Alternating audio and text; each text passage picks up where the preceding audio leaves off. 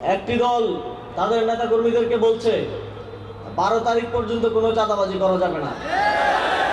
তার মানে কি 12 তারিখের পরে চাঁদাবাজি করা যাবে? সুতরাং বাংলাদেশের জনগণকে আমরা বলতে চাই, তারা ক্ষুধার্ত শকুনের মতো বসে আছে। 12 তারিখ যদি কোনোভাবে নির্বাচনটা দিতে আসতে পারে, 12 তারিখের পরে আপনারা আর শান্তি পাবেন না। তারা দাঁতে ধার দিয়ে বসে আছে 12 তারিখের পরে চাঁদাবাজি, সন্ত্রাসী, লুটপাটের স্বর্গরাজ্য হিসেবে গড়ে তুলবে বাংলাদেশকে।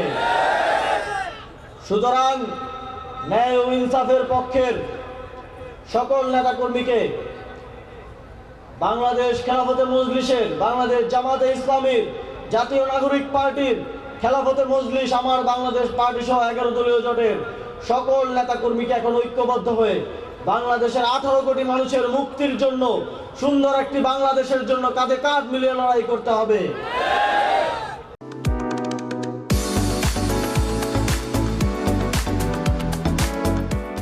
আমরা 11 দলীয় জোটের পক্ষ থেকে জানিয়েছি, আমরা নির্বাচিত হলে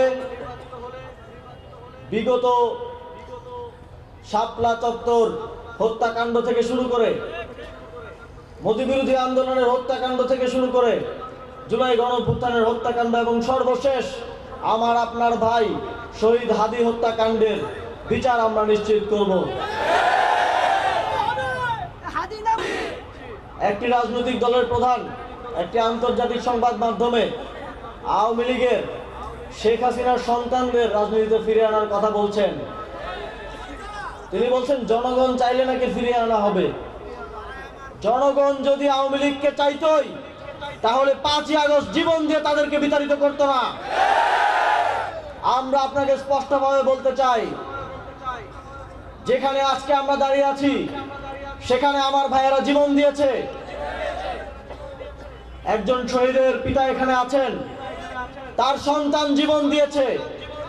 আবারও শেখ হাসিনার সন্তানদের বাংলাদেশের রাজনীতিতে ফিরে আনার জন্য না। জিয়াউর রহমান, তাকে আমরা শ্রদ্ধা করি, কিন্তু তিনি একটাই ভুল করেছিলেন, তিনি শেখ হাসিনাকে বাংলাদেশের রাজনীতিতে ফিরিয়ে এনেছিলেন। তার ভুলের জন্য তার পরিবারও যদি ভুলে যায় তাদেরকে কি খেসারত দিতে হয়েছিল, বাংলাদেশের মানুষ কিন্তু ভুলে নাই।